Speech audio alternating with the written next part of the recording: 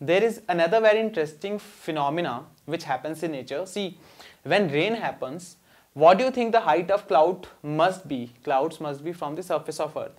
They are approximately 6,000 meters or 6 kilometers from the surface of earth. Okay. If I have to calculate the velocity of raindrop which is falling from this height, how would I calculate it? A simple formula, v square minus u square is equal to 2as.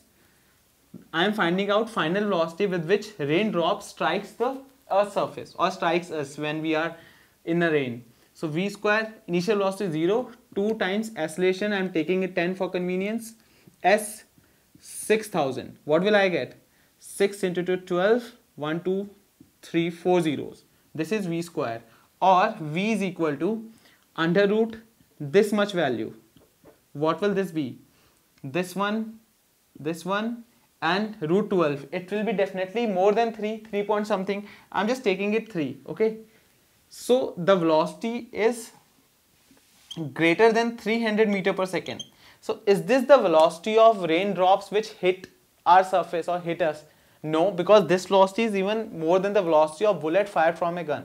So why does not this thing happen? Because we have actually calculated the right distance thing. So this should be the velocity of raindrops when they strike the surface of earth, and with this velocity they can even penetrate, or they can actually penetrate through our cars. But this thing never happens. Why so?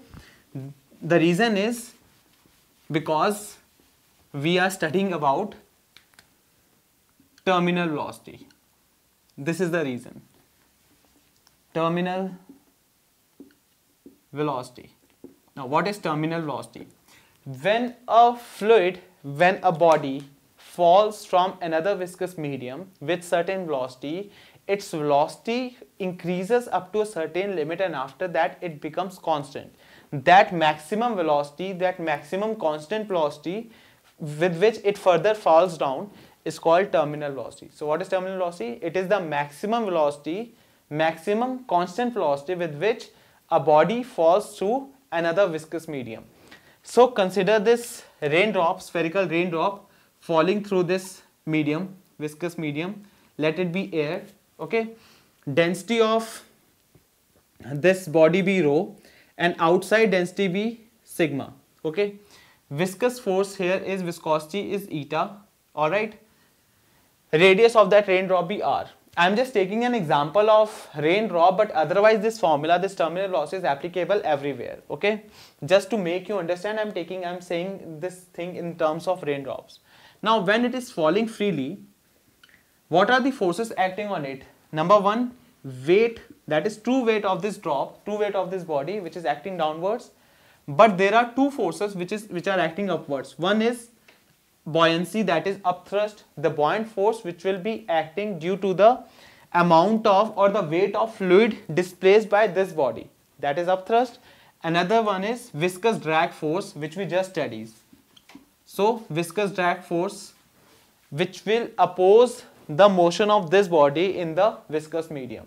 So what will happen? As the velocity of this body will keep on increasing, so will be the increase in the value of viscous drag force, and ultimately there will be a stage when it will all come to a saturation point. That means the net downward force or the true weight of the body will be equal to net upward force, that is sum of upthrust or the buoyant force and the viscous drag force.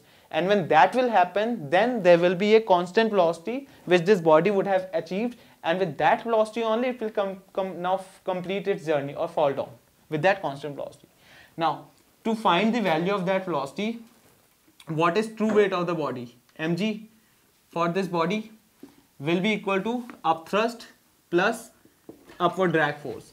What is mg of the body? M is volume into density, that is 4 by 3 pi r cube. Volume into density of the body is rho g. This is mg.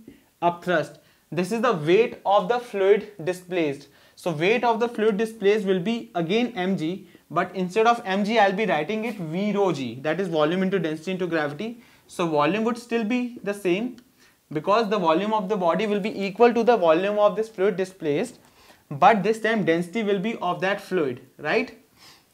And plus what is viscous drag force? 6 pi eta rv, right? So now we can find out the value of this velocity. How? taking this thing that side, I'll get 4 by 3 pi r cube, this minus this,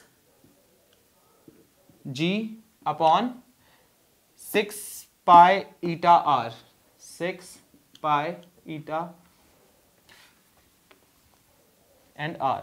So what are the things cancelling out? Pi, 1 radius, 2 is left, g remains, out of 4 becomes 2 and this becomes 3, and what else? Nothing else.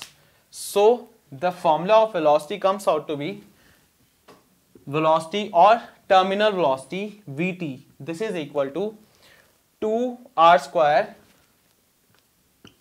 difference in the density of body and the fluid in which it is passing through, times gravity, upon 3 into 3, this 3 into that 3 becomes 9, 9 times viscosity. So it is very clear from this formula that the terminal velocity is directly proportional to radius raised to power 2, that is the radius of the volume of the body or the size of the body.